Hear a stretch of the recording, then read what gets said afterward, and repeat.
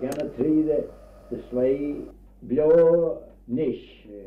The evil talu in Gilly. Shenyan Amere Allen Vannon. You've just heard the recording of the last ever Manx native speaker.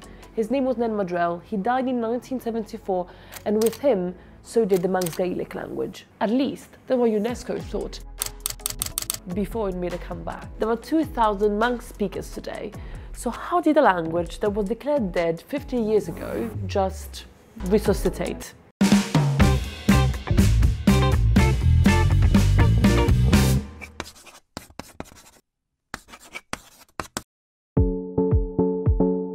Welcome to the Isle of Man. It's a small island in the very middle of the Irish Sea. It's a self-governing island, meaning it's not part of the EU, the UK or the Commonwealth, but it is under dependency of the British Crown, so its citizens are British. There are quite a few fascinating things about this island, like the fact that it hosts the most famous motorcycle races in the world. The world champion was first man away in the senior TT race. But that it's pretty much a tax haven. It's also a flourishing gambling and CBD capital. But what is truly unique about it is a primary school. Welcome to the Bunskull Gilgach. My name's Julie Matthews and I'm the head teacher here. This is the only primary school in the world where children are taught all of their lessons in Manx-Gaelic.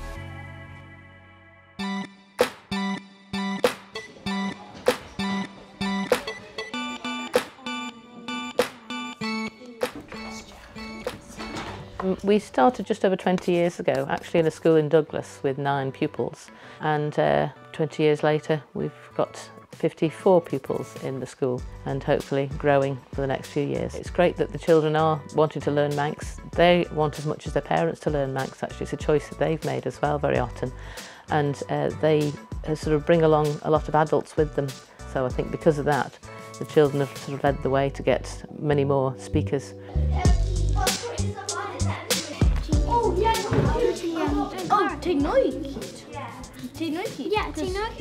If somebody is like from here and then they would go to move somewhere else, they would like speak Manx and let everybody else know that it's a language. What's your favourite thing about speaking Manx?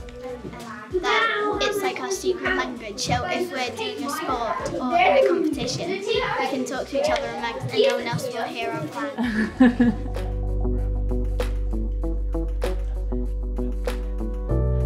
Every week we have 2 children that are picked because they've been trying really hard with speaking Manx in the playground, and they go to Greens, the cafe next door, and they join in with a group of adult speakers there.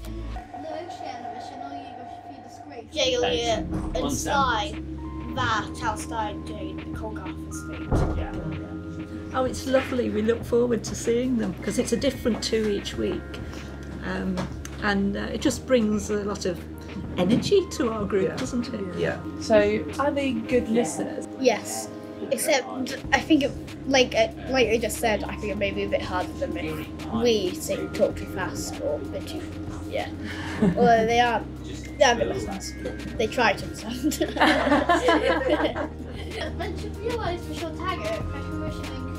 While we're here, we asked the children to teach us a couple of words. Fastamai is good afternoon. So is it Fastamai? And so faster is afternoon and Mara is morning. Perfect, okay. This is I don't understand. Hanelmi tickle. Hanelmi tickle, well I guess I'll use that one. The sound of Manx might ring a bell, so let me give you some context. Manx is a Celtic Gaelic language, much like Irish or Scottish Gaelic. Its first written record is from the 18th century, as up until that point most official documentation was in English and in Latin, although Manx already was the Isle of Man's main community language, until it started declining at the turn of the 19th century. Islanders began raising their children in English because that was the language of commerce, and Manx rapidly became associated with economic decline on the island. So it started disappearing until the 1950s, when a man named Brian Stowell realised that there weren't going to be any speakers left in a matter of years. So he got a van and he drove around the island recording the last living speakers in order to revive the language after their death. We don't have a van, but luckily we know of a place where you can still hear and speak quite a lot of Manx. Care for a pint?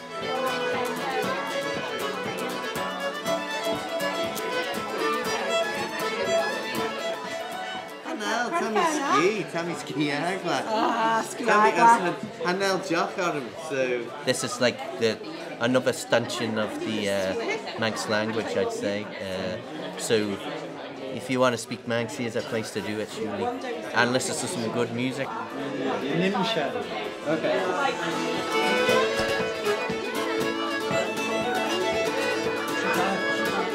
We were able to offer a place where people can come in, play music, speak Manx if they want to.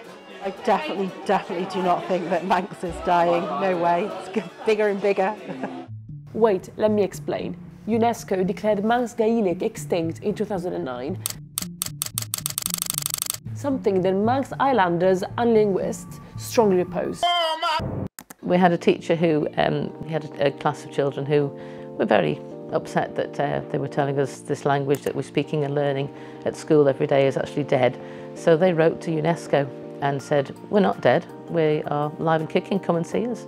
And so a couple of years later, they decided, actually no, this is being revitalised and it's being brought back from the dead. Before Manx, the only language in history that was successfully resuscitated was Hebrew. It disappeared around the year 200 and then came back in the 20th century to become the national language of Israel, because a country needs a language. And the language needs to be lived through education, community and music.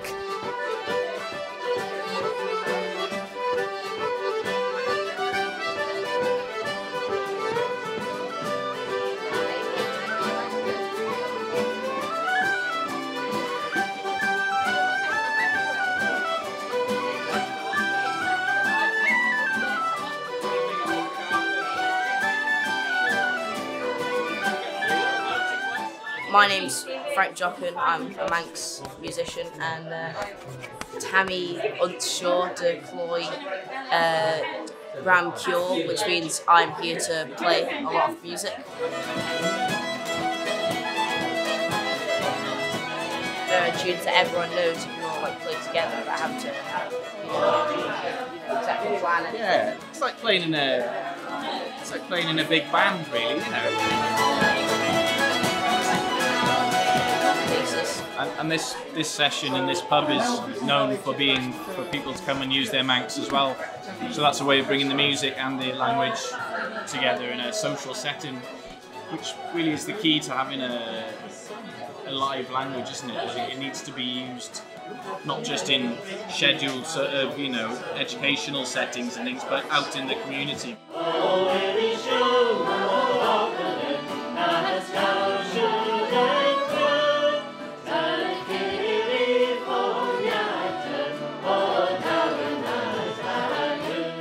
Manx language revival is going pretty well. It's been growing steadily since the 90s, and with 2,000 speakers today, the goal is to get to 5,000 by 2025. And we know who's leading the way.